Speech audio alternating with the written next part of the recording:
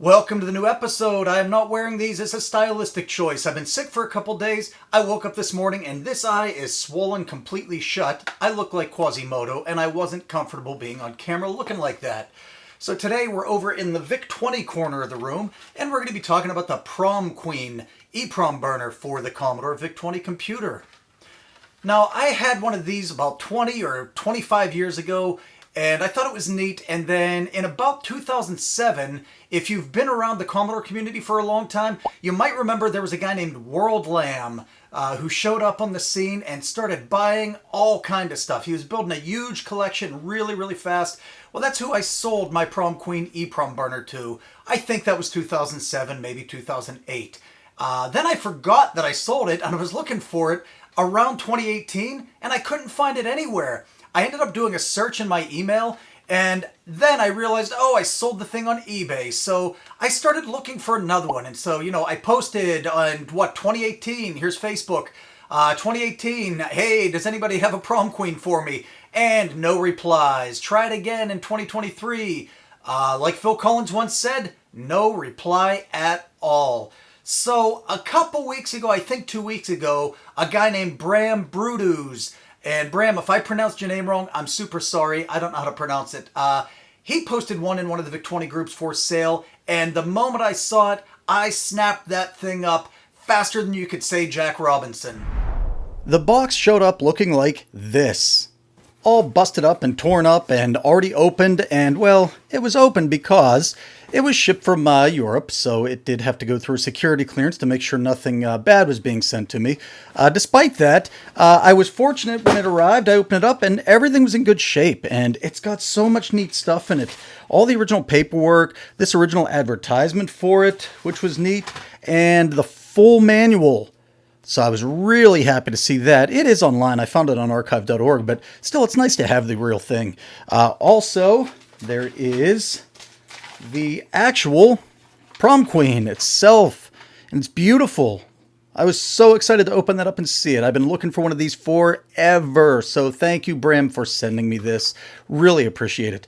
And last, and I don't know what this is. I didn't actually read the whole instructions or anything yet, but the last thing is this, which I'm guessing allows you to make your own VIC-20 cartridges by burning a 2732 or 2716 EPROM.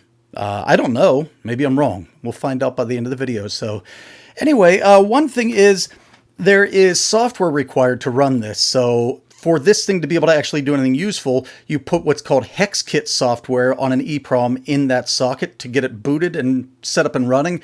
That did not come with it. So before we do anything else, let's get started and get a HexKit EPROM burned.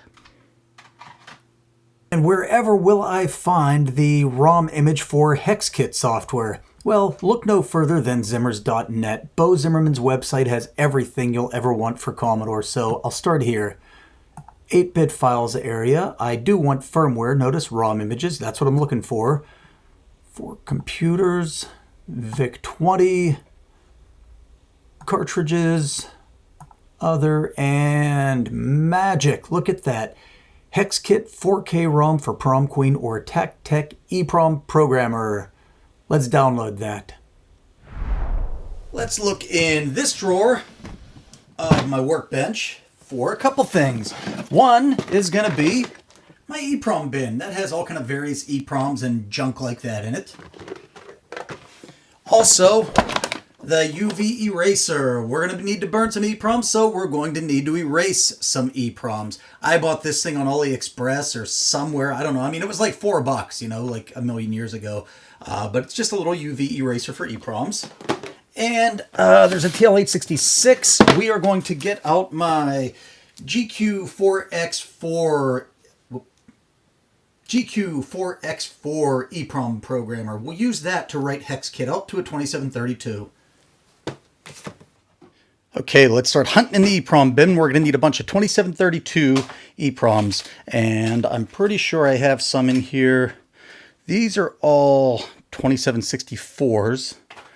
And these are a mix, but yeah, these down here are all 2732s. And if I dig through there, there's probably more, but this should be enough to get us started. We need one to burn the actual hex kit software onto, and then we'll need another one to test burning an EPROM using the PromQueen. So 5, 1, 2, 3, 4, 5.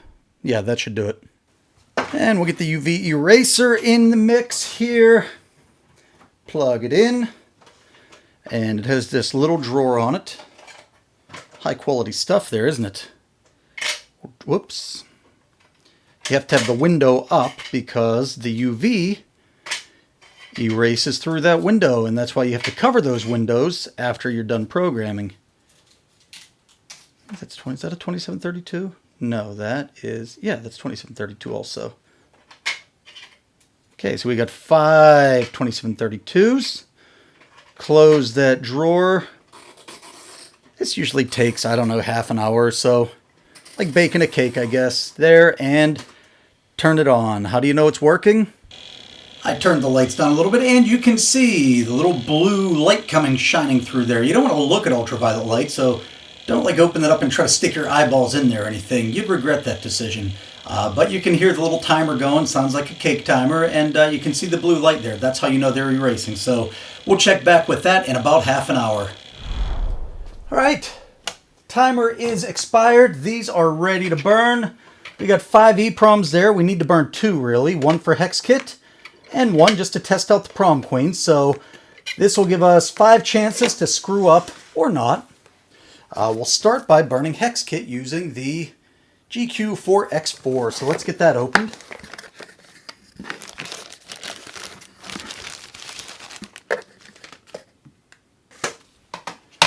You won't be able to see me plug it in because it's off camera, but it's just USB. So I'm plugging it in down here on the front of the computer. We'll plug it in over here on the side. Now, another thing with this programmer, notice there's USB and there's an external power input there. You can actually use both. And for EPROMs that require higher voltage, the UI will actually recommend that you use external power. So I am going to plug in external power here also.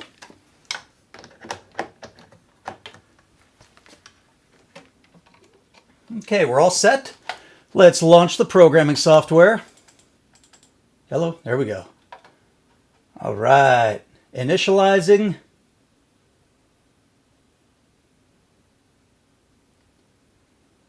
And the software is updated. Great, so let's look under device. And we have an EPROM, and it's a 2732. So always try to get it as close as you possibly can. In this case, these are 2732Q devices. Now, I didn't know what the Q was, but you can see there's a bunch of different 2732s here that this one uses 12.7 volts, 21 volts, 25 volts. I didn't know which one this was, so I looked up the data sheet and it is 25 volts. So we're going to select that and say we're happy with it. And notice, here's the message I said would see. External power needed if write fails. So we already have external power applied. Let's do File, Open. And we're going to open HexKit that we downloaded from zimmers.net. It is just a normal binary file, so we're good there. And if you go over here to the buffer, you'll actually see it. So we're good there. Now we're ready to burn. So let's grab an EPROM. Now notice the orientation. You don't put it to the top, you put it to the bottom. So instead of putting it up here like you would probably naturally just want to do, it goes in the bottom there. I'm having a heck of a time getting it in there. Lock it in the ZIF socket. Little trivia, ZIF stands for Zero Insertion Force. Or I just made that up. I can't even remember. I think that's what it stands for. Then where do we go? Write. Ready? Writing it.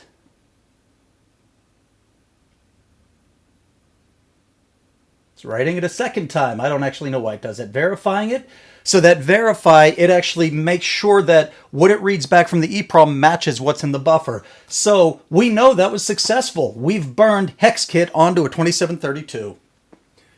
Next thing we want to do is, boy, I got a bin for everything. We want the label maker. We need to cover that glass up, the UV port there. So I will get the label maker out. I will turn that on. There we go. Thought the battery was dead. And I will print a hex kit label, and it'll be beautiful. Ready? Oh, I love it. All right, we'll stick that on here. Let me get scissors, because I don't have to be too long. So we got hex kit. Let's take scissors and make it a little shorter. I need the full length there. Hex kit. That is a thing of beauty, isn't it? All right, we'll stick it over the window, and we're ready to go.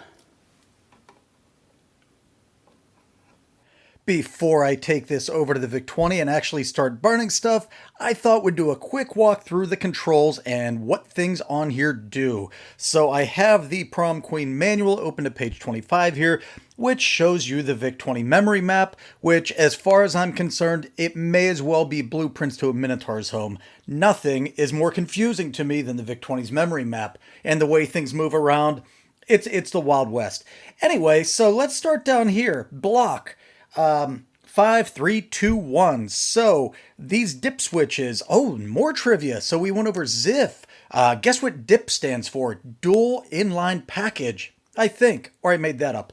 Anyway, these are little dip switches. So they're either on or off. If you push it, toggle it forward, rock it forward, that's on. Right now they're all off. So what this is for is this determines which block of the VIC's memory the PromQueen will be mapped into. So, for example, if you say block 5, well, it shows block 5 up here. When you map the PromQueen in, it takes up 8K of the address space. So the VIC-20's address space starts from 0 down at the bottom, goes up to FFFF, so 65,535. So it has 65,536 memory addresses. The CPU can address 64K.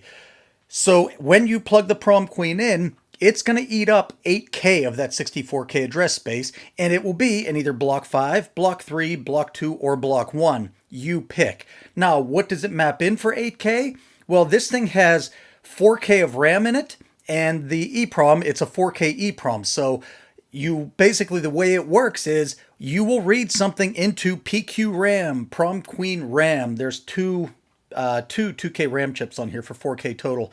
You'll read it into PromQueen RAM, and then you burn it to the EPROM socket. So it uses 4K for the RAM and 4K for the EPROM socket. That's how things are mapped. So that's what that all does. This button is a reset button. It resets the VIC-20. These two holes, it can do either 2716s, 2732s, or 2732A. The 2732 and the 2732A require different voltages. This actually lets you set the output voltage. There's little, I guess, potentiometers in there. You probably can't see them too well on camera here, but that's what those holes are for. Now, as for the switches, this one, socket, off or on. This is so you don't have to turn your VIC-20 off or remove the cartridge or anything when you want to swap EPROMs in or out of here. You turn it off, swap your EPROM in or out, turn it back on. So this, when you turn it off, electrically disconnects it from the VIC-20, so you don't worry about breaking anything. Mode, mimic or program. So mimic is, actually, let me walk over and grab that 1 second.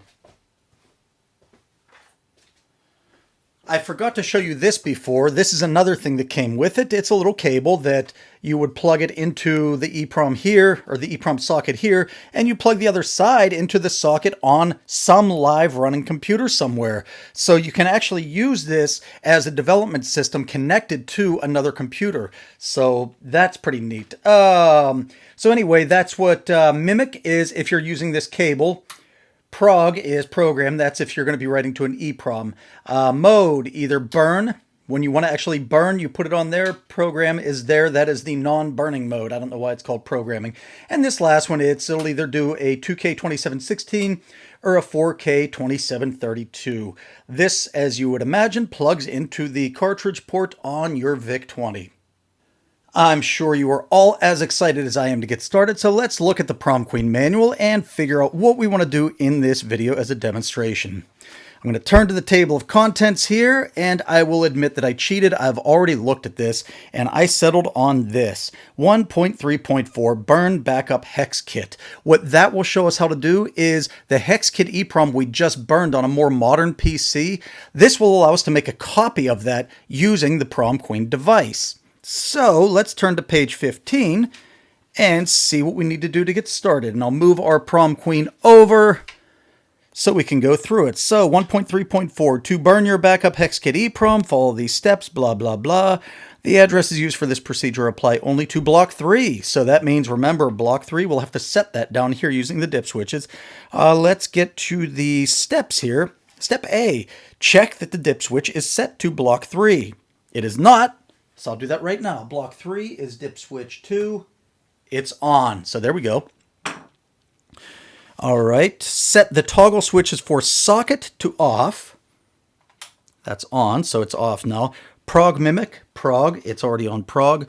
Prog burn, prog, it's already on prog. And EPROM 2732. And then install the HexKit EPROM, notched end up. So there is the notch at the very top there. So that goes right there, and then you put the lever down and we're good. Plug in the PromQueen and turn on the VIC. Well, we have to go over to the VIC-20 now to do this.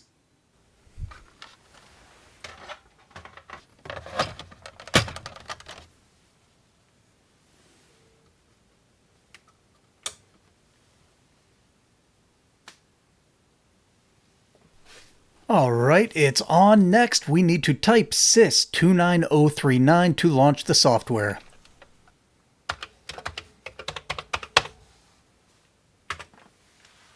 And what's next? Well, step C, type an A to the main menu and type $6000 return to the where prompt. The $, of course, indicates that 6000 is a hex number.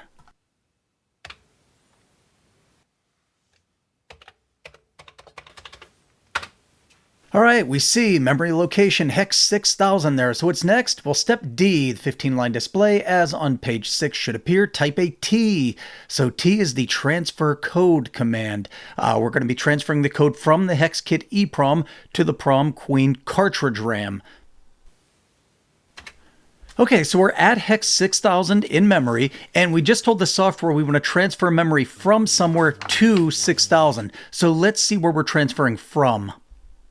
And it's right here in step E. We're going to be transferring from hex 7000. And then if you look at step F, the next prompt is going to tell it to stop transferring at hex 6FFF. So that seems a little counterintuitive. Let's go look at another page that we already talked about, and I'll explain. Okay, back to this page that shows the VIC memory map, page 25. And remember, we talked about how this all works. So we're working in block 3, you remember that, right? And I said it maps in 8K. What is that 8K? Well, the PromQueen RAM is from hex 6000 to 6FFF, and the contents of the EPROM are mapped in from hex 7000 to 7FFF. So what we are just telling the software to do is to copy the contents of the EPROM from hex 7000 to 7FFF into PromQueen RAM at hex 6000 to 6FFF. That will let us copy it then from RAM and burn it to the blank EPROM.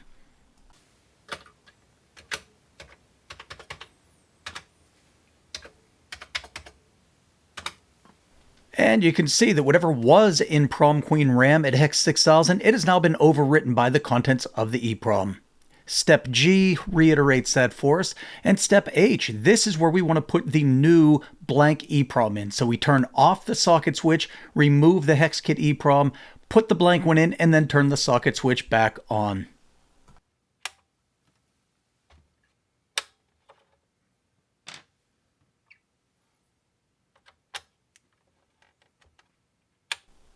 We're done with step H, moving on to step I. We type X to get back to the main menu, and then we'll select B from the main menu to tell it we want to burn an EPROM.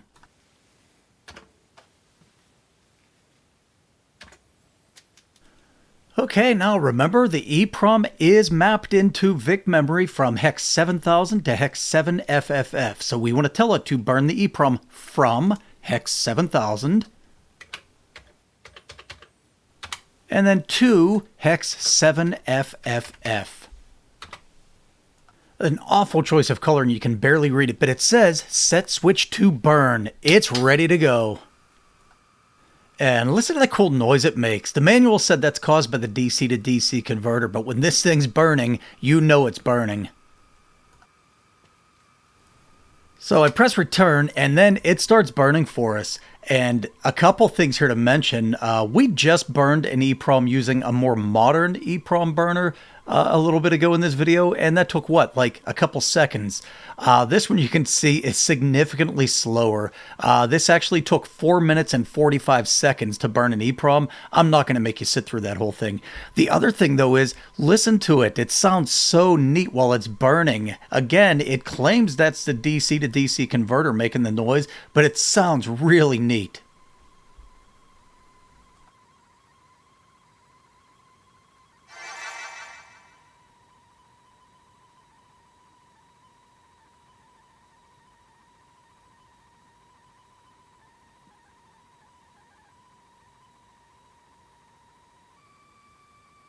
We're done. Tells me to set the switch back to program mode. And then when I press return here, it will tell us burn verified. We're done. All right, so what do I do next? Well, we want to know if that EPROM works. So let's power the VIC off, power it back on, and try to launch the software using our copy of the EPROM.